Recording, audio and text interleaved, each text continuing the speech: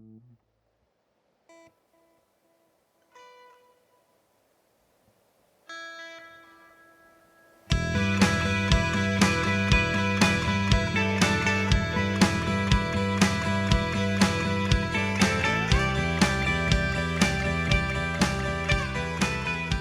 everyone, welcome back to Two Nobodies. Rupesh is here again. I'm really excited for this episode. I'm not gonna lie. This next guest, has, first of all, she's also a podcast host, which I feel, I don't know, I'm a bit nervous about this because she's got a lot of interviews under her belt, but we kind of talked about it and it should go well. But Mariska Nell's here to join us. She's an artist, she's an environmentalist, a podcast host. But the thing that really drew me to Mariska is just she's just passionate about sustainability. And Kyle and I have talked about the environment in several different realms, whether it be through regenerative agriculture, whether it be through just climate overall, or lots of different aspects of the environment. But Mariska is just passionate and uses trash to talk about sustainability and use it in her art form. And so we're going to talk about that. And she's got some other things going on. Mariska, welcome to Two Nobodies. Thank you for joining us today. Thank you so much for having me. I'm really excited to be, talking to you today and share a little bit about the stuff that I've been doing. Yeah, and that was great. such a great intro. I feel like very, very honored and humbled by that. Thank you. Oh, well, you're welcome. I was when we were setting this up, you're actually the first. Well, we've had guests from the United States, and that's as far as we've gone sort of internationally. But you're in Perth, Australia, and I was thinking like, okay, Edmonton, what would be the other side of the world? And so I actually looked this up, and it's far away from Perth, but it's still the southern Indian Ocean. So we're let's just say you're pretty much on the other side of the world, which is kind of neat if you think about it. And so that's kind of cool that we get to talk to each other, and I love that we can have this kind of human to human connection today. So. Yeah, I mean, gosh, like Perth is literally the most isolated country in the world. Like sometimes we feel it, but it's been great, being here the last couple of years. So been a little bit traveling all over the world and living all over the world. So it's great being actually in the same place for a couple of years. So yeah, what brought you to Perth? My husband's work. So we actually lived in the Middle East for quite some time. Absolutely loved it. Great, kind of that's where my journey started, believe it or not. And then we decided to make the move to Perth. Fingers crossed we can actually get citizenship in a short while. So that's kind of why we decided, to go from the Middle East to here, and just like kind of seeing how everything goes. And then literally we moved to Australia a couple of months, like in December 2019, so just before COVID hit. And I kind of had this idea because I was very involved with a few projects with Expo 2020 that was in Dubai. It was like back then you're like, oh, it's okay, you can always like travel when you need to. And then that was totally off the table, like, you couldn't. And so that was a bit interesting. And obviously being in this like isolated place, it was a little bit hard. But I guess, we kind of just like had to soldier through and do what it is that we needed to do. Yeah. And so you said Middle East, would that, and talk about Dubai, I'm assuming it was the UAE then that you were, is that what you're saying? Yeah. Okay. So we lived in the UAE. Actually, so I'm originally from South Africa. Okay. So that I've got a very like mixed accent as well, because it's got like this Aussie slang in. So I lived in South Africa for most of my life up until 2010. And then me and my husband moved to Dubai, which was supposed to only be like 1 year, which was 1 year. And then we moved on to Australia, where we lived for another 2 years, again in Perth. And then we moved back to the Middle East. And then 2019 we decided to come back to Australia, and so we'll see. I mean, like I've always said that I would love to like visit all the countries in the world and actually live in more countries, because that's something that inspires me, and it's something that really inspired me through my artwork. If you look at so many of my art pieces as well, they are inspired from photographs that I took when we went to a trip to Cuba, because I feel it's so important for me to kind of get that connection with people from, you know, other countries and see how it is that they are doing things. And you know, and a lot of the times it is also, it kind of brings me back to being so humble and appreciative for the things that I have, you know, Yeah. that I have access to, because you don't always realize that, you know, in some Ugandan small towns, that, you know, the woman actually has to go and get the daily water, and they have Sure. to like walk kilometers for that. So yeah, for me that's always been, you know, really important to like kind of widen my scope. And one thing that really inspired me as well, one of my really close friends, Salavalo, so he's actually from the US but lives in the Middle East, in the UAE Okay. as well. Yeah. And he was one of the youngest people to actually travel to every single country in the world by the age of 27. What? So so we always have these interesting conversations, you know, like how are they doing things here, you know, where is the cleanest water, or you know, can you remember how recycling worked in Germany? I'm trying to like figure something out. So Right. yeah, when you have someone like that, and you know, like he's just such an amazing human being, because you know, he's experienced all of this, and you know, he knows, you know, how some cultures actually work, because he's actually either lived in the country or, you know, visit them and, you know, experience a few things. So yeah, so that was kind of, you know, what I like to do. And I know there's like the sustainability aspect of that as well, so it's trying to like you know, juggle that as well, because I Yeah. know a lot of people are like, oh, you can't fly because you know, Sure. that's not really sustainable. Right. You've got all the carbon footprint that's Yes. related to Yeah. that. So yeah, so that's kind of like always a little bit of the juggle. So you know, you try to offset it with different, I mean, And there's different companies that can help you by sure. that. But yeah, in the end, you know, for me, I kind of have to weigh up, you know, would it be better to make an impact, a bigger impact, and, you know, touch more people, and be Mm. able to also, you know, see things from their perspective as well, because I think that sometimes gives you that more of like an empathetic kind of look Absolutely. Yeah, and for sure. view. Yeah. You know, I would imagine that's fascinating. That person, what was his name again? Salavalo. Salavalo. Okay. Yeah, I And actually interviewed him on my podcast. He was one of my first guests, you know, talking about oh, his journey. I'll have to check that out. I would imagine, though, another thing that people might be thinking about is just the cost of traveling to every country. And he did it by, he said, his mid 20s or so. Like, how, Yeah. like, is that just a fallacy, though? Like, can you travel to every country on the planet and do so in a way that's, you know, doesn't totally kill your wallet? Or Yeah, I think that's something, you know, because I mean, at 27, you know, yeah. you don't have that type of money to be able to go and stay in like, you know, nice hotels, or even just like decent hotels, because Mm, it adds up.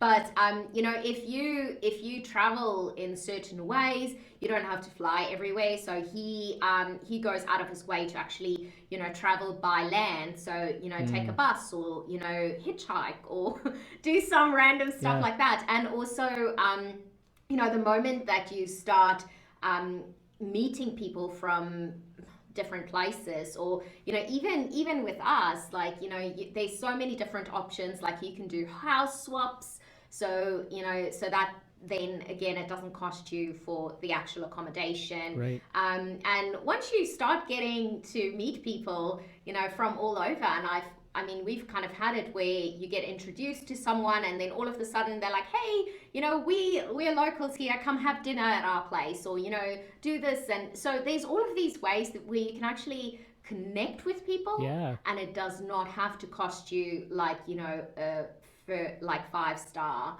price, because now you're staying in these fancy hotels and things. And I mean, you can do couch hopping as well. Sure. So there's different ways. It just depends on, you know, what you would like to do. um and yeah, hostels and things, you sometimes can get away with cheap things like that.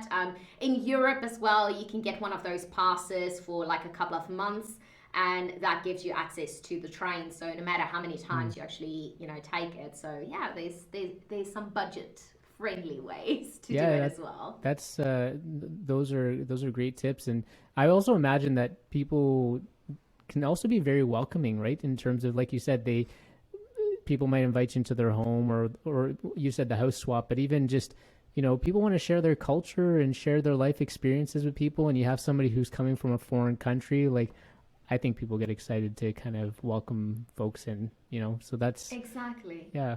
And I mean, we've been doing, like, whenever we travel to a different place, we would do those free walking tours as well. Right. So you've got actually a local person that is offering you a tour. Yes. And they don't expect you to give them how much ever money.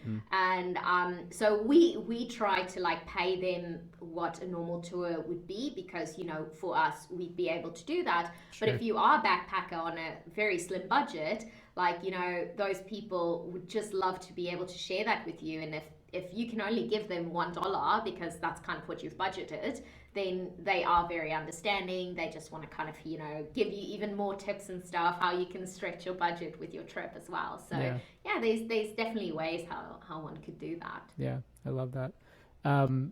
So you said you left South Africa 2010. When does this sustainability passion or journey kind of kick off for you? Is that from, like, did you grow up just thinking about this stuff, or was there a pivotal moment, or tell me about that. So, I mean, I've always kind of grown up, like, my dad was always, like, kind of fixing things himself. So I kind of always had that, like, ingrained with me. You don't always just go and buy stuff new. We try to fix it, and then if it really can't get fixed, we try to get someone else to fix it. And if it really can't get fixed, then okay, we'll try and see how to get rid of it. But it wasn't really until it was about 2015, and I think I was 29 or something at that point, or 28, and I decided, I could always remember I had this bucket list of stuff to do, and I decided, well, one of them was actually going and climbing Kilimanjaro. That was, like, high on that bucket list. And I was like, I wanted to do it before the age of 30. So clock's ticking. Now, are you a mountaineer? Like, have you? No. Okay. Not right. at all. Because not at all. Okay. All right. Okay. I feel like there are more questions there, but anyways, continue, please.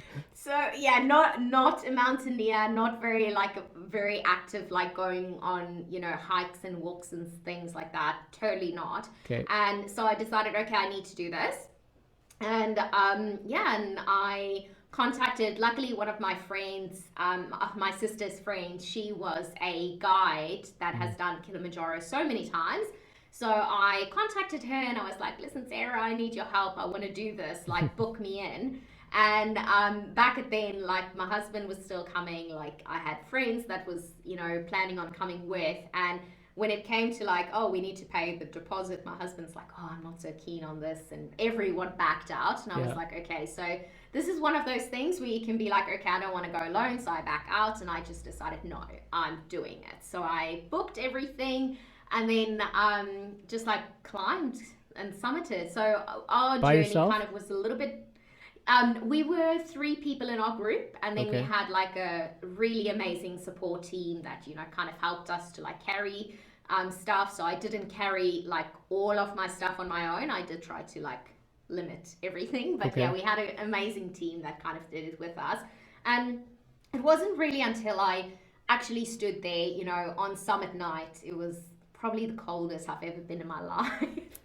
And it was really, really hard. And as I came to the top, that, like, breathtaking view that you just, like, stare out, and you're literally on the top of Africa. And me being born in Africa, I was just like, wow, this is amazing. And that just made me kind of think, how do we keep people from it? Like, how can people experience this in, like, another 20, 30, 40 years? Because, when we were there, our guides were telling us, there's not as much snow as there used to be. There's a lot of stuff that has changed, and but they are trying to preserve a lot of stuff. And the route that we did, it was the Rongai route, and it was previously known as, like, the Coca-Cola route. Okay. And the reason being is that there would be people, like, kind of selling cold drinks and stuff on the way, but it was also the dirtiest route. So people would literally walk, and if they had a candy wrapper, just throw it. And then they cleaned that all up, and they were so strict now at like almost every campsite or stuff. You have to kind of do a weigh in with your luggage. Okay. And they've got like a percentage that they know, okay, obviously they eat food, so that's going to become less and less. But yeah, just to kind of, keep it a little bit cleaner. And yeah, it has made such an impact. But I wanted to be able to do something from my side as well, that, I know that I'm leaving the world in a better place, and not just, polluting and having people in 10 or 15 years not being able to experience that. I just felt was so heartbreaking, and I wanted to do something. It's people see those situations. We see maybe not Kilimanjaro in that exact situation, but people see these kind of scenarios, right, of trash on the street or something's happening, but you chose to actually do something about it, right? Like that's I don't know if you've reflected on that. I mean, like it's amazing, right, that you've chosen to just pivot and say, hey, I'm gonna focus on doing that. I think that's fantastic. First of all, Kilimanjaro, how high is that mountain? Do you know? Oh gosh, I can't remember off the top of my head. It's like 5,000 meters. Oh. I used to knew exactly by the meter. Yeah. It is it's the highest peak in Africa. Yeah. I think it is around 5,000 meters or something. And this is your first mountain. Yeah. I don't know why I can't get over this, Mariska. Time. Like I think that's wild that you just like are like, I'm just gonna do this, and I don't know. Yeah, well, I just felt like, you only live once. So, either you are going to sit somewhere and think, oh, I wish I could do that. Yeah. I wish I could do that. Or you can actually, get off your ass and do something, just like go and do it. Because I didn't do a lot of training beforehand. I wish I did. I like literally had my backpack, and back then I was still living in Dubai. So we lived in, our building had about, I think 28 levels. So I was doing stairs like, almost every day, going up and down a few times with my backpack. And just to like test out my kit, I went to the Ski Dubai, which is the indoor ski like slope in Dubai. And just like sat on the chairlift and went around a couple of times and like, oh, okay, I think I need, thicker gloves. This is really cold. I think I need an extra layer because this is really cold. So I kind of, tested the kit out with that. And I think I could still probably have added a few more layers. See, this is the training routine to hike Kilimanjaro, is to climb your stairs and to go into an indoor ski resort and just feel the coldness. Like, I love the simplicity of that. Like this. Well, if you guys live in an actual cold country, you can maybe just go outside. True. Yes. Very good point. Yes. But yeah, we were living in the middle of the desert. It was, like summer. Yeah. So it was outside. It was about 30, 40 degrees. Sometimes even more. So I actually, after I had spent some time in the ski slope, I had to walk inside the shopping mall probably for another like half an hour to hour, just to like give my body that extra like, okay, it's cool, but it's like not as cool, but it's hot. It's not as hot as outside, so that you just don't go from like -5 or -7 to like 45 degrees in like couple of minutes, because that would just make you sick, I think. Probably. When you went back to the UAE after having that moment and that realization, you're like, I want to do something here.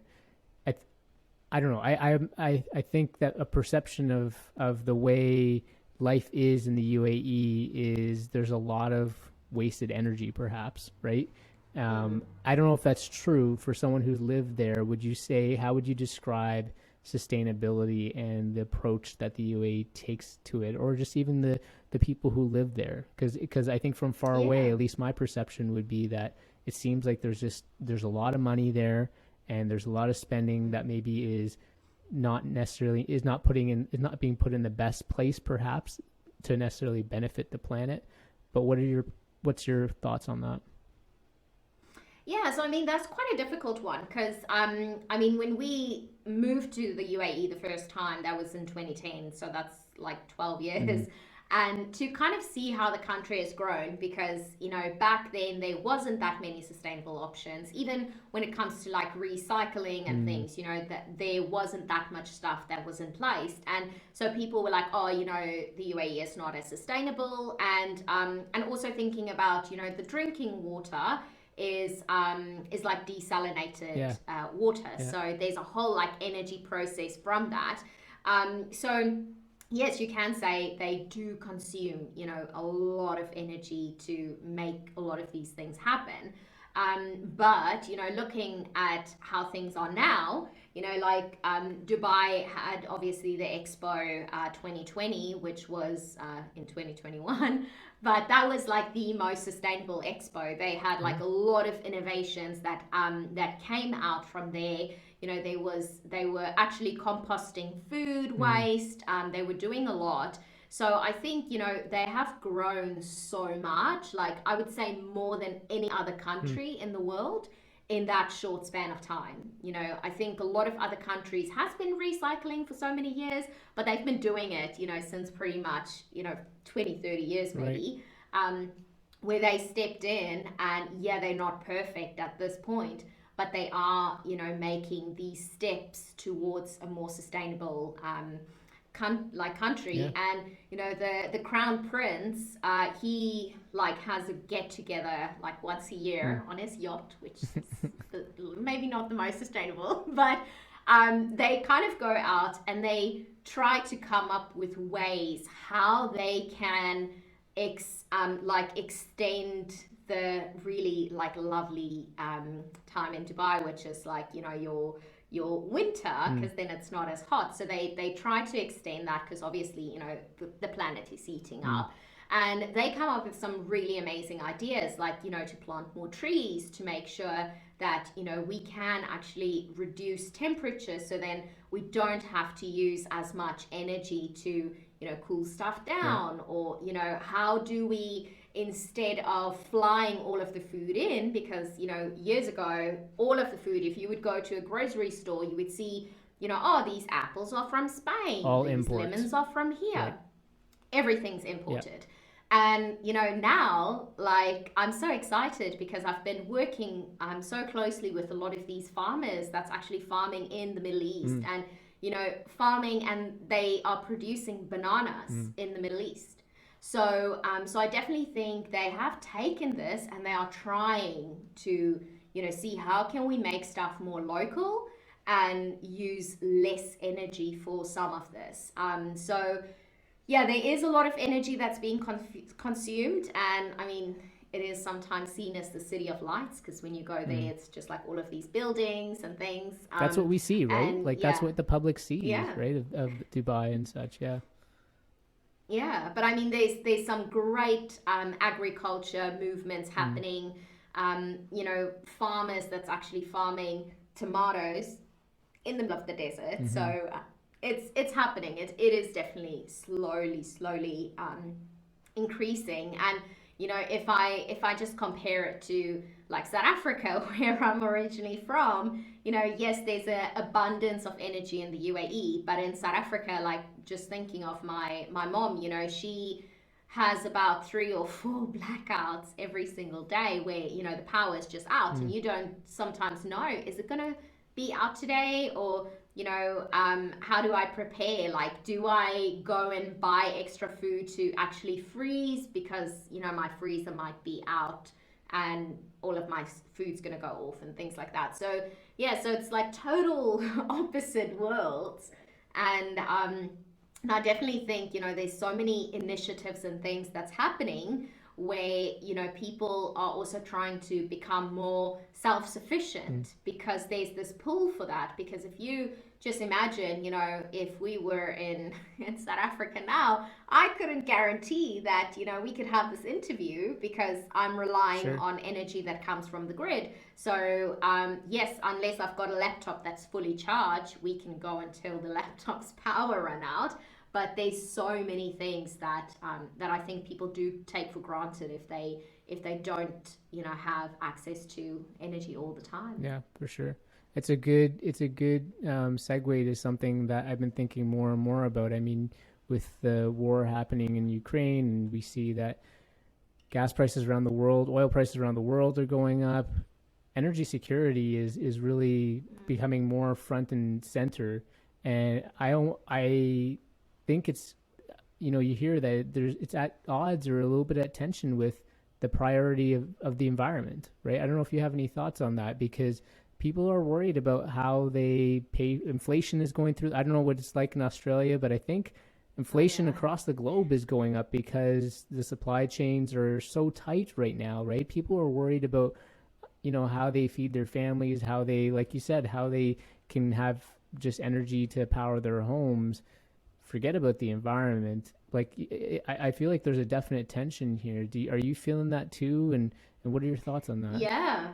Yeah, definitely. And I mean, it is sometimes where you sit in the situation where it's very hard for me to kind of be in a more, I would say, privileged, like environment Mm, where I don't have to be worrying, every single month, like how am I going to be able to fill up my gas tank? How am I going to provide, food for my children? Because, my salary is not getting more, sure. but, when I go to the grocery store, milk is costing almost double what it did. So I can imagine that there's a lot of people that's feeling like that. And like, I mean, me for one, we don't own a car. We do sometimes drive, my husband's company vehicle, but because we live so central where we are, like I walk to most of the Yeah. places. I cycle. If I have to go and buy a lot of groceries, I would cycle just to kind of help me with the bags and stuff to put it in my basket. So I think, people need to kind of think about future proofing where it is that they want to Mm, be, and to make sure that, they are putting themselves in positions where, they can either work from home and don't have to worry about driving in and out and paying that ridiculous gas yeah. fees, or, being in a position where you live in a more self-sustained like house, or whether it is a tiny house that's got solar energy and you can actually, charge your own vehicle from your solar, and you don't have to, worry ever about paying those ridiculous gas fees. And then obviously that's better for the environment, but it's also better for you. But I know everyone cannot afford an electric Right. vehicle because there is a price tag Yep. to that. So I think, there is some steps that's happening. There is more companies that, are releasing cheaper electric Mm. vehicles. They might not drive, 500 kilometers or whatever. Like a Tesla I'm or not sure something. how many that miles. Yeah, you don't have to buy a Tesla. And I think, I honestly, I absolutely, I'm a big supporter of Elon Musk and what he's done. And I think, he has, in a way, put like electric vehicles out of reach for a lot of people, because they think, if they think electric vehicle, they think Sure. Tesla, and they think I'll never be able to Right. afford a Tesla. But now they've got their Model Yep. 3, which is a lot more affordable for many people, and it's like the highest, or it had the most sales Yeah. for any cars, which is great because you can actually see people want to make that switch. Yep. And but you don't have to buy a Tesla. You can buy something else. And for people that do have like left-hand drive Mm-hmm. steers, the Fiat 500 is probably the best value for money that you can Mm. get, because in California they have to produce a certain number of this every single year, and they are almost selling it at a Right. loss. So in Dubai, you used to find them almost everywhere because people would import them, because you could get them for, I think, as little as like 10 or Mm. 15,000. And you've got an electric vehicle. Yeah, it doesn't have a 500 kilometer range. You can maybe do 100, but who drives more than Exactly. 100 Yeah. kilometers Yeah. every single day? Yeah. So, yeah, so I definitely think things are moving. Are they moving fast enough? No. But I feel every single move that is moving towards, the right direction is still a move, that we can be proud of because it steers and it pushes for more Yeah. change. I think you're right about the range piece. People, I think, I have that range anxiety, but you're right. Like most of the way we drive is commuting to work or just doing our normal Yeah. errands, and that's probably within a 40, 50 kilometer radius for sure. And most of these cars, all of these cars, pretty much can go that, and you wouldn't have an issue. So people always think about that what if scenario if I drive across the country or do that long road trip, right? And I think they get caught up Yeah. with that. But there's so many options out there that you said that can easily satisfy 90+% of your life. Yeah, and I mean, you can also charge the car while you're Absolutely. driving. So Yeah. you just need to do a little bit of research and do stuff. I mean, we did like a trip in Dubai, and one of the cars was a Fiat Mm. 500. So the mileage not as great. But we were like, okay, how many kilometers do you guys still have left? And they were like, oh, we only have about 20, and where we need to get is about Mm. 40 to charge. So I'm not sure how we're gonna make it. So they were like, okay, let's unload all of the weight Right. in that car. So there was literally only like one person in the car. And yeah, they kind of had all the windows open and just the way how they drove. And they made Yeah. it. They Yeah. made it to the Yeah. charging Yeah. station. Yeah. It was stressful, yes, but if you kind of know what you're doing, it's easy to do it. And I wouldn't say do it every single time, Yeah. but if something like that happens, you could maneuver and get some charge in Yeah. it. What would you say to the people who want to do something right now, but again, they're up against the wall, having to make some tough decisions just because again, things are costing more and they don't have as much money to work with. Like, what can folks focus on because they really do want to focus on sustainability. They want to make that change. Where do you think people should be Mm. focusing their efforts in that case?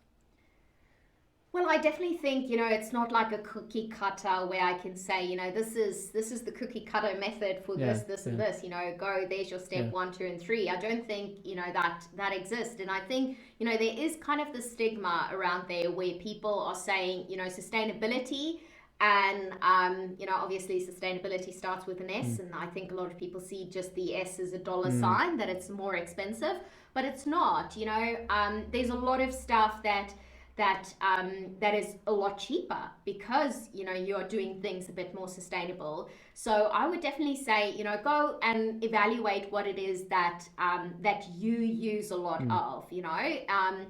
Sometimes there is an initial cost that might be more than what something else might have been. Right. That's not as sustainable, but your long term use of that product or item, you're going to be saving so much money from that. So don't see that as like an every time kind of expense. So I would say my advice would be, if people want to start now to make a change, is have a look. You can have such an impact right where you are. You don't have to go and get solar installed. You don't have to go and buy a Tesla just to be Mm-hmm. sustainable. You can do other stuff. Do small things and start with that. And like one thing is, you can actually have a look at your bank. Is the bank that you are currently banking with, do they support fossil Mm. fuels? Do they give your money to invest in dirty Right. projects, or are they actually a bank that will finance green initiatives and real green initiatives? That could be something that would be easy to switch. And have a look, because there's a lot of online banks that might not have like an actual building where you can go and complain about Yeah. certain stuff, but they're not going to charge you all of the extra Yeah. fees and things that a lot of banks do. So I mean, that's just something simple. And have a look at your bin. I would definitely recommend see what it is that you throw away. So I've got like a beginner's guide to waste-free living. That's also on my like Instagram link, and that's got like a bin audit as well. So I would say, within the next week or two, just have a look. What is it that you throw away? Just like note down, okay, we are throwing a lot of food waste away. So, I mean, that is like literally almost a third of all of the food that we buy gets thrown out. So if you don't throw that third of your food away, you are going to be saving a lot. I mean, in Australia, it's something like $2,000 worth of food being thrown away. So just have a look, plan your meals. Maybe do, instead of one big massive shopping trip to the store every week or every second week, do it in smaller stints and just buy literally what you need for the next 3 or 4 days, and make sure you use everything that you actually have in your house before you go on the next trip and buy more food that might end up in a bin. And I mean, what we've been doing as well is I try to buy everything in at our local bulk stores. So every couple of months I go and I fill up all my jars with like the flour, pastas and things that we often use. But I also go in the evenings, probably about half an hour before the grocery store is about to close. And many of the grocery stores here actually will mark off stuff that they are going to throw out that evening, like ridiculously. So instead of paying like $4 or $5 for a bottle of milk, you can actually get it for like 20 cents or 30 cents. Yes, you're not going to be able to use it for a couple of days, but those are great I normally immediately put it like in small little containers and put it in the freezer and freeze it. So whenever I need to use milk for a recipe, or if I have people coming over and I know there's a dish that requires a lot of milk, I can use that, because now I'm paying literally cents for that milk instead of paying, the full price, and that would have gone out, that evening. So just have a look. I mean, there is definitely more ways, but find what it is that you are spending a lot of money on, because, there's no point, like we live in an apartment building. So yes, our energy bill is expensive, but the only thing that I can do is make sure to switch off stuff as we don't use it. I can't go out and like buy solar power for our apartment, because it's not going to work, because the building's going to have a fit.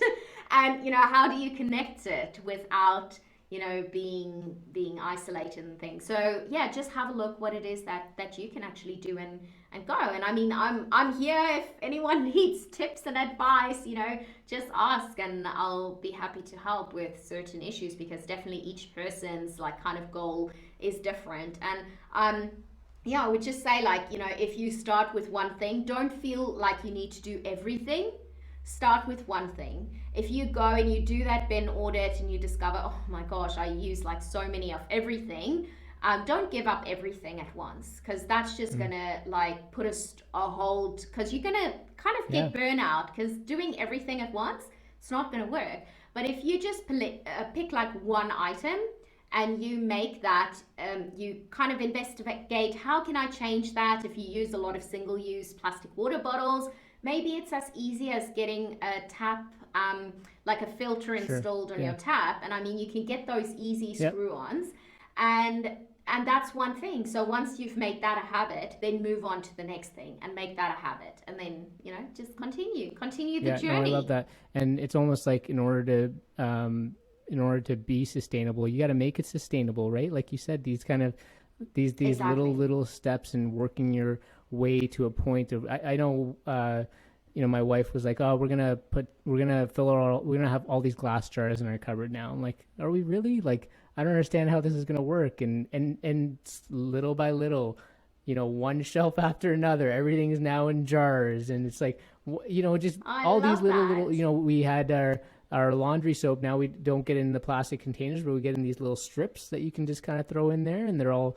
Oh yeah. biodegradable. But it's just these little things, you start to feel like you're contributing. But I've also recognized that, and I don't know if you've heard these opinion research polls where people feel like, they know the problem exists, and I know we're clumping sustainability, and there's so many issues within sustainability. I think we're clumping into the term, which I do want to talk about. But when people think about sustainability, think about it's such a big problem. What can I actually do about it? Like, how am I actually making a dent? Why do you feel internally that like you are actually making a difference when you know that the problem is so big? Yeah, well, I back in 2018 in Dubai, I actually wore all of my trash for 30 days to show people, how much one person can, create, how much trash one person can create in Wow. 30 days. So just by 30 days, so that was like, I think Yeah. 145 pounds, it was Wow. 65 kilos. My pound conversion might be off there. But so 65 kilos for one person for Yeah. 1 month. So if just one person reduces their waste, and because my friend Marita was doing it with me, but she was doing it more Mm, sustainably. So in 30 days, all of her waste was only four mm, kilograms. So say in so 60, almost a 60 kilo difference, or well 61, and if you calculate that over 12 months, that is a mm. lot. That is like more than half a Yeah. ton Wow. of waste. And that's just one person. So if you're a family of four, can you imagine how much waste that is? So I mean, yes, we always think, we're one person. What impact can I actually make? But just have a look at your waste, and you know, we are running out of space to actually put Yep. these trash. So it's definitely something that we can make a difference right there where we are, and to also look at our different skills, Mm, and maybe, like, I mean, for me, I kind of started with my art going in my sustainable journey through my art, but someone else might be a super amazing researcher, and for them, they could use their skill to maybe work with a company like the ocean cleanup, where they need like really good researchers to help them see how big the problem is, and how they can come up with a better solution. So I would definitely think, see what kind of skill set you have, and what it is that you can do to really make a difference where you yeah. are. And yes, the sustainability issue is a big thing. But like here in Australia, we just had our election, and you could see, people were voting for climate Mm, change. Like, it was such a big topic, and it was the first time that climate change is now on the yep. table. Like, the politicians can't, Ignore it. like, Yep. Yep. take it away. It's there. The Yep. people want it, and just stand up for what it is that you want.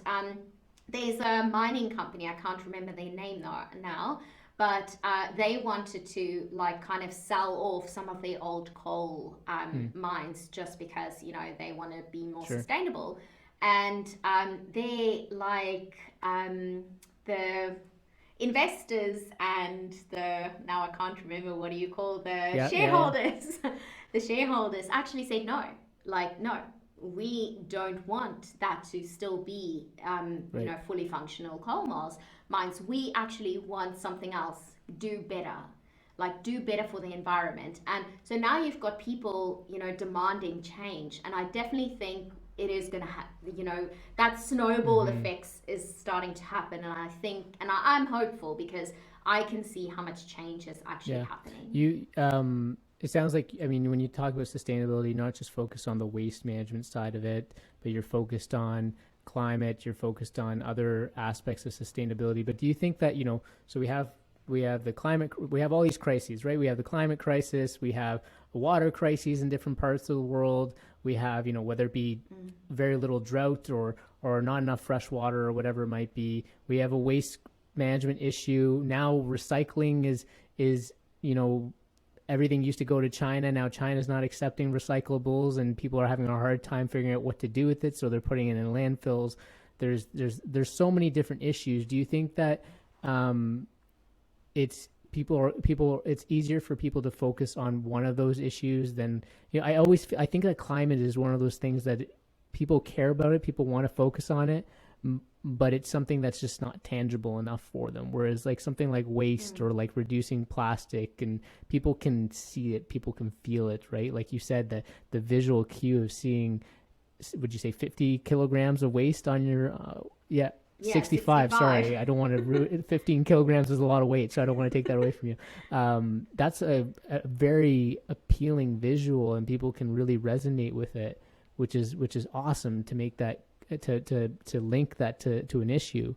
But when it comes to like something like climate, do you find that people are having a hard time, and are people going to be able to get over that? Like, that's the thing that I'm kind of worried about, whether it's people are actually going to see it, because it requires a little bit of empathy. It requires somebody to have that mindful connection about something that they're doing here is impacting somebody on the coast of like Bangladesh or something like that, you know? Like, that's a hard thing for people to internalize, whereas, you know, making sure that trash goes into the right place or limiting their trash, that's a little bit more easy to deal with.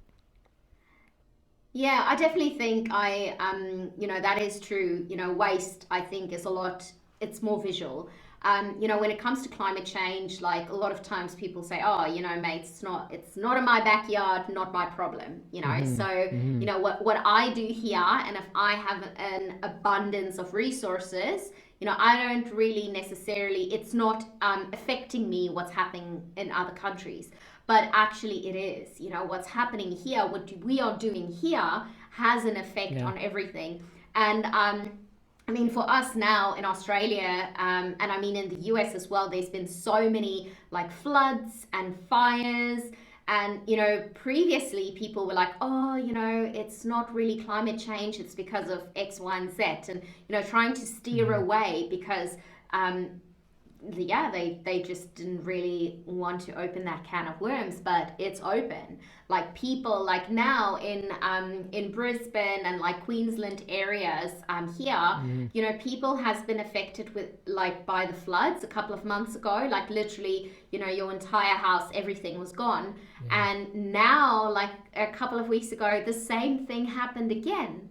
So, and they said those floods are only like one in like 10 years or one in 50-year floods, but you've got two massive floods happening in the span of like a couple of months. So I think people are seeing that kind of sense where they were like, oh, not in my backyard. Well, the backyard is actually being affected now. And, people, and I think that's why, especially with this previous election that we've had, people were like, listen, I don't have a house to live in because I can't get insurance for my house. It's too expensive. And, my house is ruined, and now it's ruined again. So literally everything you worked for. And it becomes more clear that, it is a global issue. It's not just something that is affecting people here and there. It's affecting us all. And, it's going to be affecting us more and more with time. Yeah, that's a great point. Last year in here in Canada, in British Columbia, there was a town called Lytton, and it recorded the highest temperature in Canadian history. It was at like 50 degrees Celsius, and it literally burnt to the ground because there was a massive wildfire. Wow. And I think that really raised a lot of people's attention towards the issue. You're right about climate coming to the top of the ballot in the last few elections here in Canada, at the federal level anyways. Climate in the environment has come into the top 3 issues, where it's always been in kind of the top 5, top 8 issues, and more recently it's been at kind of that number 1 position. And so it's good to hear that in Australia, because I think there's been some criticism about Australia not really showing up over the last decade or so, or even more. And I know there've been a lot of upset people. But do you know because it's the Labour Party that's kind of come in now, right? Yeah, so now the Labour Party's come in. So one of the big things, and I mean, like, I'm so grateful for organizations like, there's a YouTube channel called Juice Media, and they are like, kind of telling stuff as it is. So it's like almost like a satire type of, like videos, but they do give like really good information. So they actually had a video on how people can, like, how does the election work? Because a lot of people didn't know, like how do you actually, which one do you put number 1, number 2, number 3, which party do you, if you really like a party, if you really don't like a party, where do you put them? So they kind of came out with that, and I think that really like kind of opened up a lot of eyes because a lot of people did not know how to vote, which is scary. And Right. and yeah, so there was a lot of people because both with the Liberal and the Labour Party, you know, sustainability was not high on the Mm. agenda. So you had a lot Okay. of people that just decided, listen, I don't feel like I resonate with the Liberals, I don't resonate with the Labour, and they actually went as independents. And there was like record numbers of independents actually coming in because people Wow. decided these people, you know, climate change is top of their agenda and that's top of my agenda. So I'm rather going to vote for them than an actual other party. And also the Greens, like this year, they had like the most, you know, votes that they've ever had. So Cool. you know they are officially the third largest party now Mm. in the government. So yeah, so it's definitely changing. So and also young people. It was amazing to speak to some of the young people here and you know see how passionate they are about this vote and you know what was important for them and you know a lot of the younger like people that voted for the first time actually did so much Yeah. research in the candidates to know that if I'm voting for this person, this is what they stand for. Yeah. So yeah, it's definitely you know people. It's changing. It's not as much as you know. Oh, I need to go and vote again. People know Right. that their vote actually means something, and that that Yeah. vote has the power to actually change something. Yeah. Yeah. Do you know if local governments in Australia, sorry, is it states or provinces in So Australia? states, yeah. So we've got States. the Okay. states, Yeah. yeah.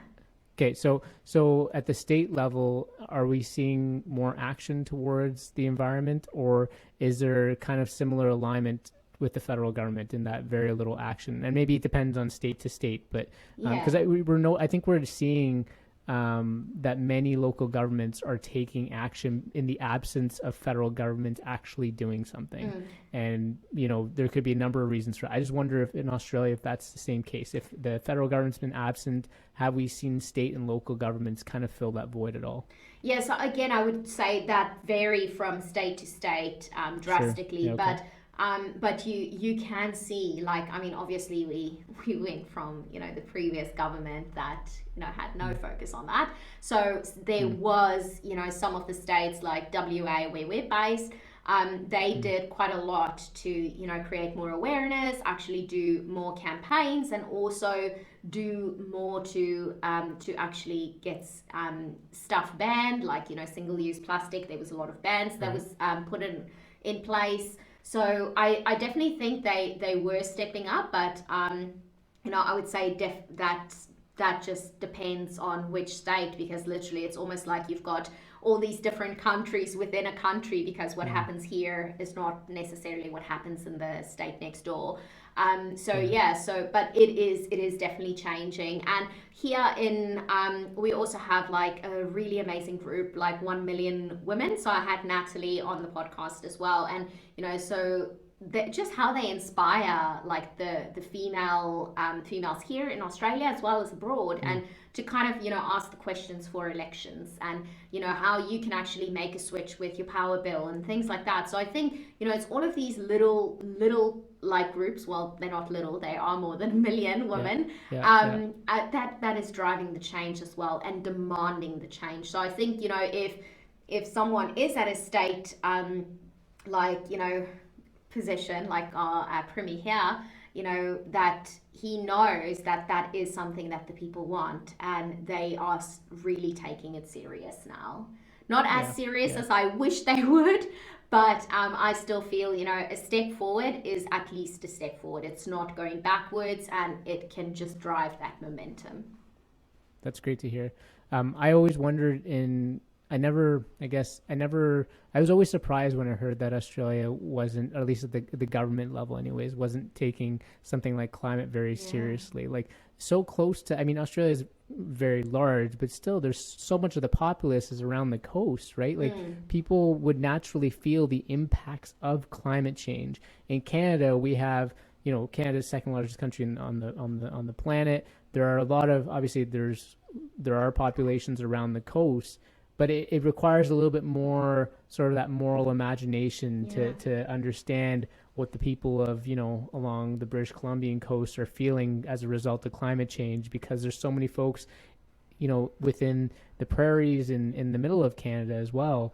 I had never understood why in Australia the government wouldn't take this more seriously, because Australia is really feeling the effects of climate change. The wildfires are crazy down there, and I mean it's the same thing here in Canada. But just the coasts are deteriorating. There's so many impacts. Like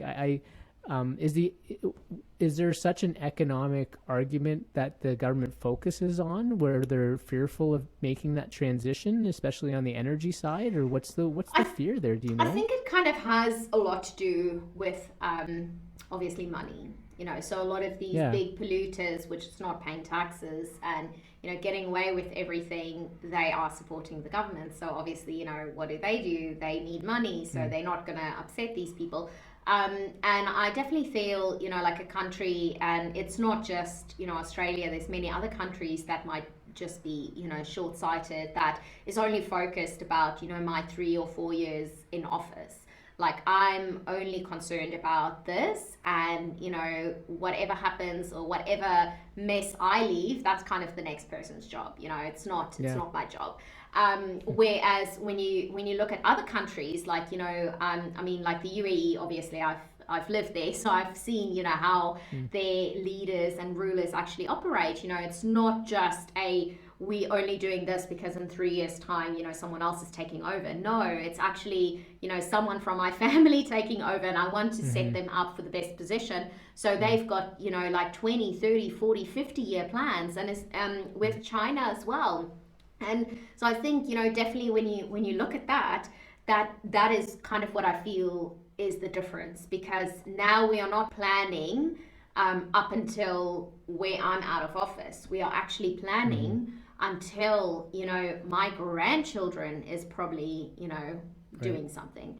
So I definitely think, that is the difference, I feel, a lot of the times, because, if something is polluting the environment, you're definitely not going to accept a check, because, it's still going to be your problem in 20 or 30 years.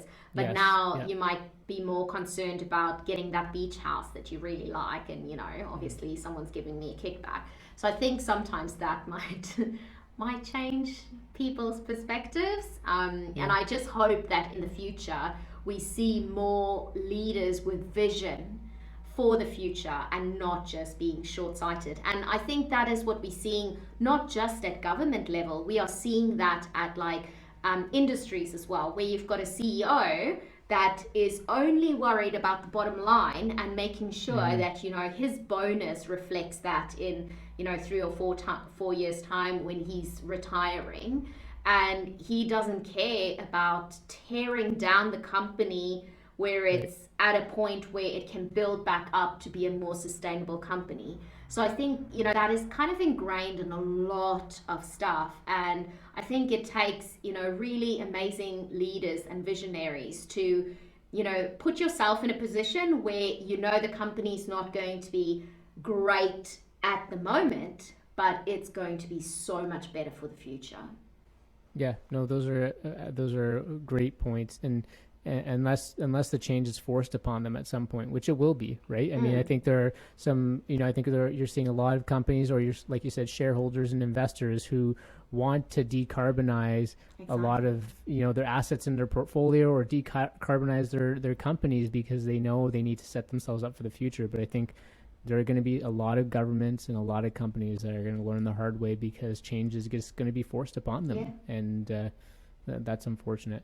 I want to talk a little bit about your artwork, if that's okay. I see your posts on Instagram, and they're so fantastic when you showcase all your art. Tell me about how you got into that. First of all, have you always been drawn to art? Is that something that is lived within you? Or? Yeah, so I mean, I've always been creative, whether it was painting something. So I was always, being like doing something creative. Sometimes I would find boxes and just like make something out of it. And it wasn't really until kind of, going back like kind of with my Kilimanjaro journey, because I was in a job where I studied interior design.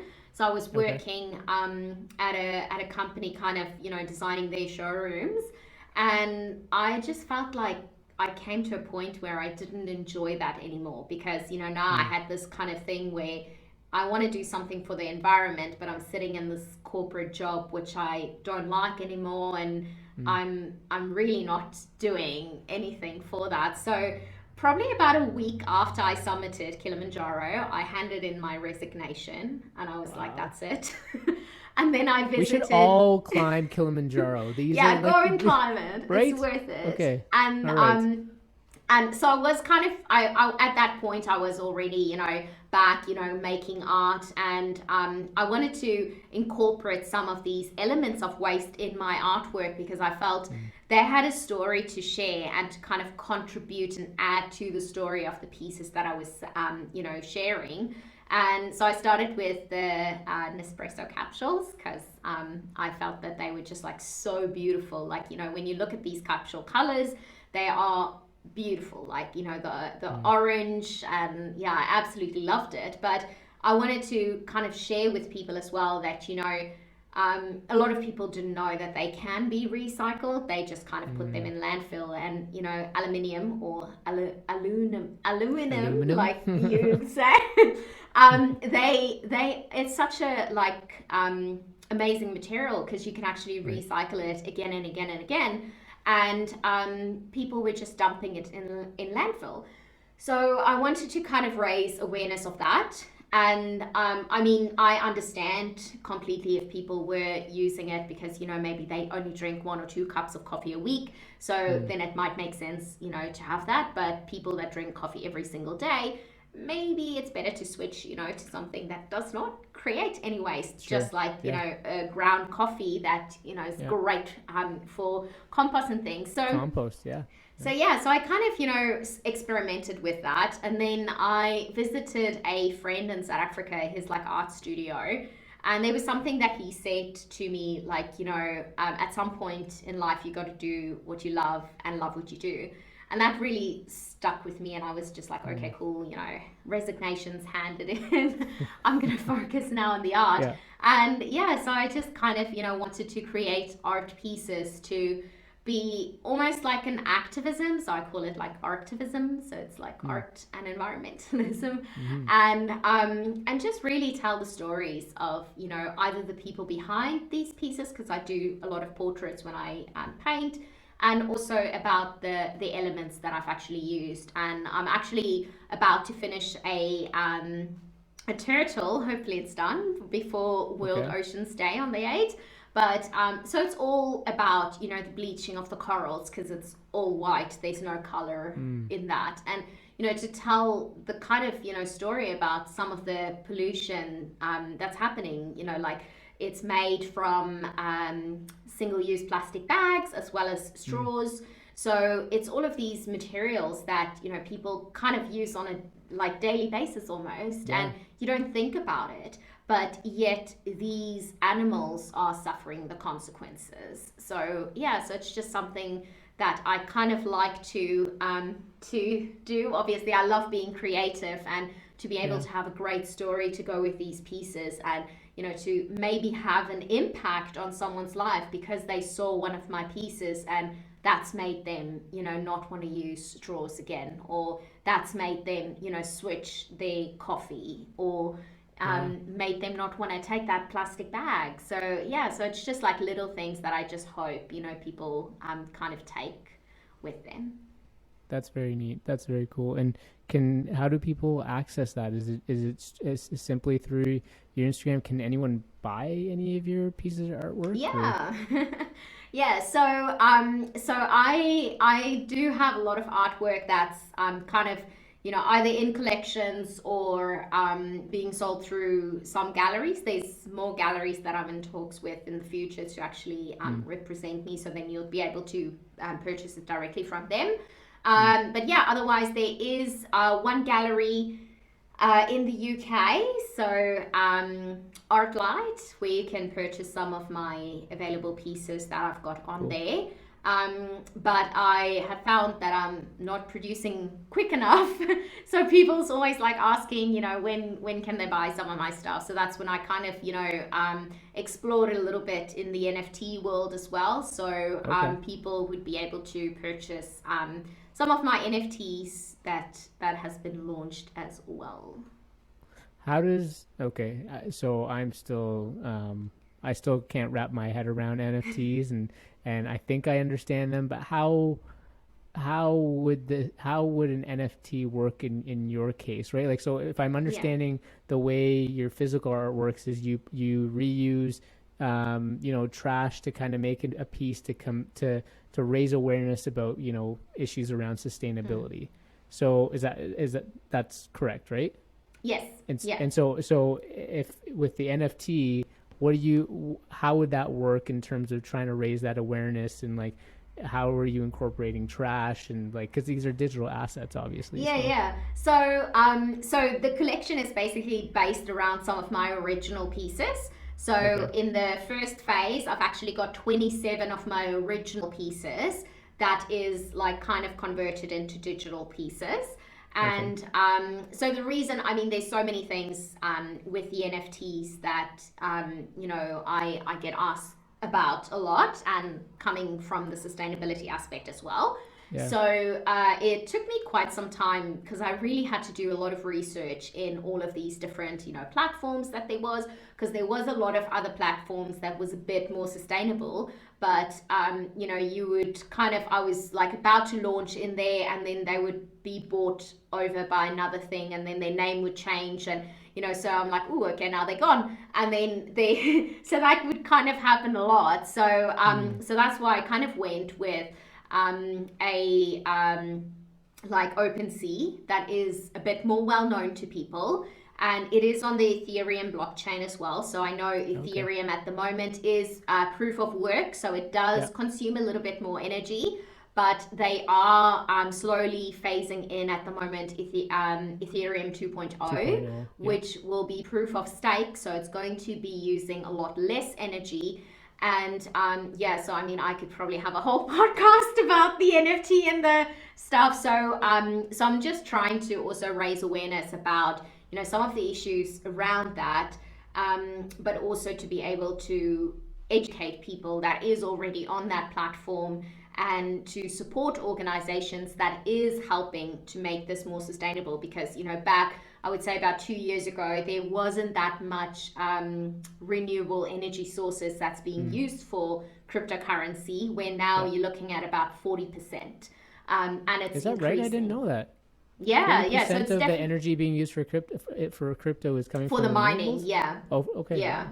And Wow. you've got like I've got another guy, John from Solana Computing, and they Yeah. actually kind of help when the energy is like renewable energy sources, when it kind of has to go onto the grid, there's a short like lag where the energy gets basically lost. So about 30% of that gets lost. So he's working to get, whether it is crypto mining companies in with that, or even research companies that consume a lot of energy, to be able to use that 30%. So then, Mm. it would have been lost, but now it can actually be used, because obviously the grid and everything is not up to date when it Sure. comes to renewables.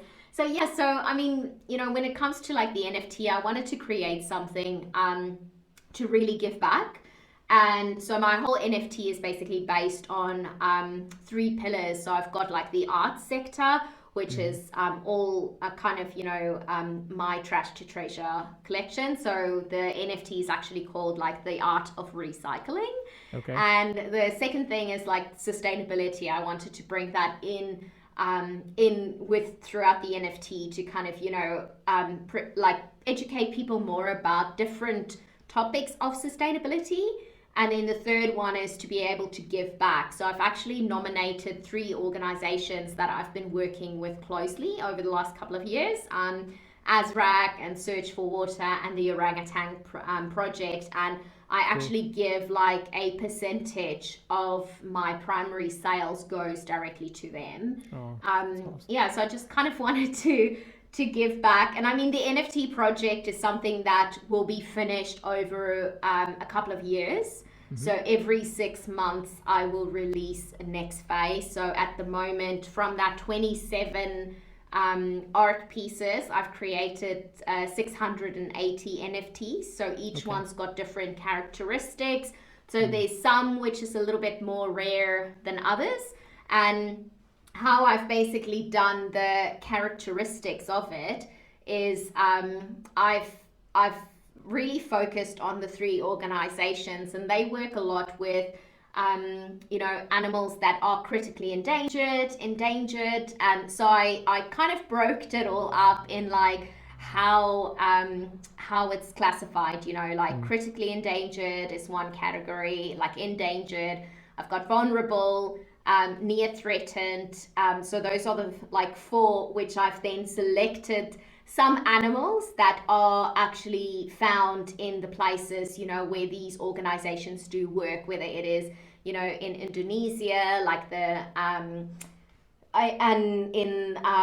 like Uganda and things. So I've just like selected animals from there. And then the last one, like the least concern, I just didn't feel right, putting animals' names on like their least concern, because I feel, they might not be least concern in 5 or 10 or even 2 years from now. Yeah. So there I've actually gave them like stuff which I feel is in abundance at the moment, and that's our plastic pollution. So, some of them that's in that category is like, the stop sucking, which replies to like straws and, like the cuppa and useless utensils. So each art piece is, one of those categories. And yeah, so it was quite a fun project to create, and then some of the categories like the critically endangered, and vulnerable, like their token holders will be able to create an actual piece with me, and then all of the sales of that piece would go then to the people that's actually created it. That's amazing, and thank you for the sort of fulsome description on that. Just one really quick question. So what happens to the actual physical art pieces? Like if these have been digitized now, can you sell those physical pieces of art at all, or Yeah. do you have to keep them now because I don't know, are there any implications because you've turned these into digital assets, I guess? So most of my my artwork, so I've got always like an original piece that I've got done. And then from the original piece, I would always do 25 limited edition prints. And the limited edition prints would be a little bit more personalized. So each one of the 5 colors, because I only paint in like 5 colors, well, like tones from black, like a darker gray, lighter gray, and white. So one of those 5 colors I would actually go over and paint on the limited edition print. And I would also add elements that was actually on the original one on the limited edition one. And that kind of just started after I had like one of my more like famous paintings, Reuse, Recycle, and Rehumanize. So that one's actually owned by DJ Black Coffee.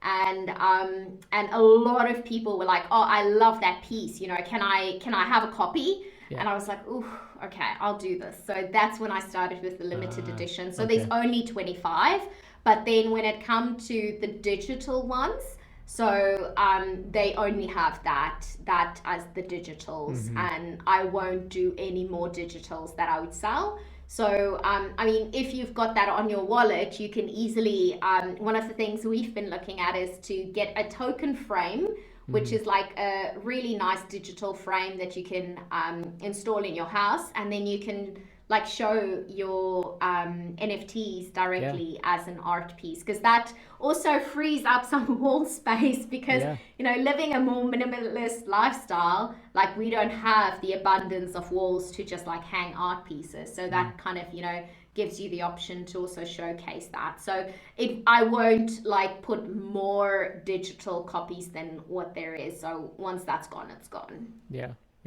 that's wonderful. I'm just looking at the time, and I'm wondering if you're okay if we pivot to the 2 questions that we typically ask our guests. Yeah. Okay. Yeah. Okay, so the first question is our five for dinner question: dead or alive? Who are five people you would have a meal with, and would I don't know if you would have them together or separately, but what are your thoughts on that? That's a hard one. I don't know, like how the vibe would be if I actually invite these people. Maybe I think one on one might always be fun, but Okay. otherwise, I think they might be a group like really nice people to have. Some of them are still alive, some Mm, not. okay. And yeah, so one person who I really kind of admire is like Elon Musk. I think Yep. he's a really like kind of visionary. There's a lot of stuff that we have today because of, his hard work and the things that he's done. So he might be on there. And I'm a Fellow huge fan South of his African, right? mom. So Yes, exactly. A yes, fellow South yeah, African as well. yes. So he would definitely be invited to the party. Someone who I also love so much, never got to meet him, was Nelson Mandela. Mm, I think he would be, someone amazing to actually have a sure. conversation with. And Barack Obama, Mm, I think, would be another like fantastic person. Just so much knowledge and yeah. just like his, yeah, very empathetic. And Jane Goodall, Mm, I've met her once, and wow. she's fantastic. Yeah. She's such a phenomenal person, and I didn't get to speak like to her so much. Like we had Sure. such a short one, so I would definitely, reconvene that conversation. And the other thing, I mean, obviously now it's the Queen's Jubilee and Yep. everything, and I just think, she's met so many amazing people. She's done so much. So I think, the Queen might be invited with her handbag and hat to the party. That's a great five, and I have a couple of those on my five. I would have had Gandhi instead of Mandela, but Elon Musk, Obama, and Gandhi were the three, and there's some similarities there in the list. And think about the Queen.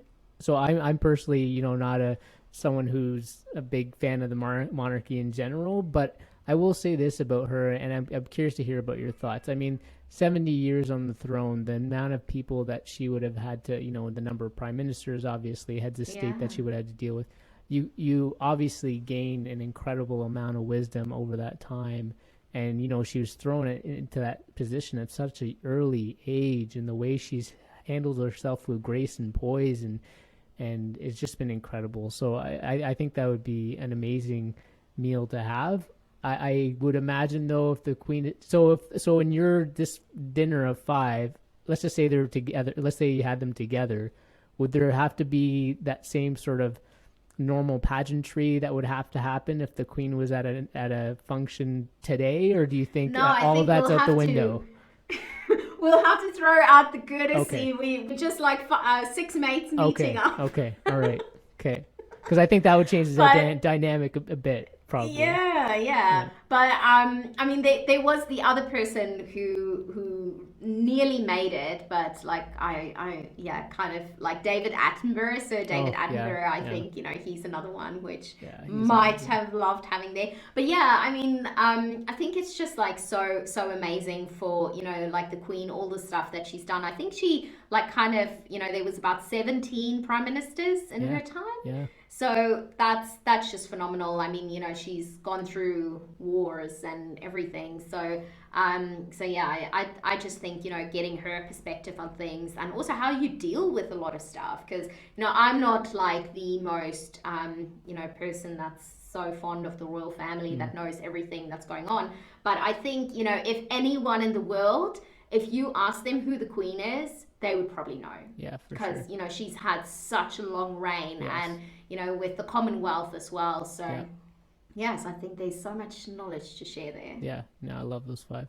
The last question: beyond the circle of life, what do you know for sure? And before you answer that, I got to qualify this, because a guest did point out, they're like, well, I know nothing, especially because with that question, in some religions, there's a continuum beyond after you die. And so I don't even know if the circle of life is true. And I was like, okay, fair point. What I actually mean is that when the physical vessel that we're in, and that ends at some point, and we know that to be true, what else do you know for sure?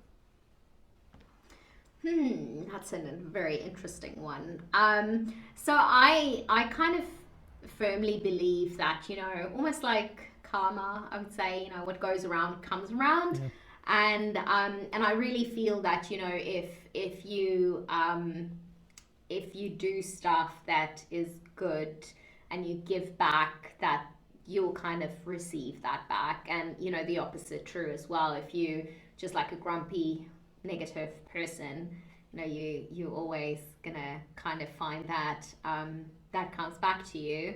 And I mean, there's something that I heard from, I think it was Tim Ferriss, or it was in one of his books, where he said, if you go about your day and you meet an asshole, I don't know if I'm allowed to swear. No, you can swear. People always say that, and then I'm like, no, it's all good. You might have run into an asshole. Yeah. If you run into your second asshole, Yeah. again, it might just have been. But if you run into the third asshole for the day, maybe have a look, because you might be that asshole. So kind of just like look at, giving back, and sometimes just like take that first step and, just like smile, or just like say hi to someone unexpectedly, and, just like compliment people. I really like to, in a day, see to maybe do something random of kindness, at least once a day, whether it is saying to someone their hair looks nice and they're a complete stranger, or, that, they've got some, like, a nice dress on, or, just help out someone, make, ask them how you can make their life a little bit easier, because you don't know when you're going to be in a position where you would really, you're in a bad place and you would just love to hear that one compliment to pick you up for the rest of the day. Yeah. So yeah, that's mine. I love that. Thank you, Mariska. I really appreciate the conversation. I appreciate everything that you're doing when it comes to your work and the awareness that you're raising, and it's so important, and it's really neat the way you're doing it, and I just appreciate being able to connect with you today about all these topics, and just thank you for joining us today. We'll put all of Mariska's info in our show notes, and where you can reach her and access her artwork and check it out, and maybe you'll purchase one of those NFTs. You never know. But Mariska, thank you so much for joining us today. I hope you enjoyed the conversation as much as I did, and hopefully we get to connect one day in the future. I did. Thank you so much for having me. It's really been great, and yeah, I just loved it. I mean, we can probably talk on for hours. I think so. So thank you so much. Yeah, thanks. Thank you, everyone. Thanks for joining us, and we'll see you next time. Bye.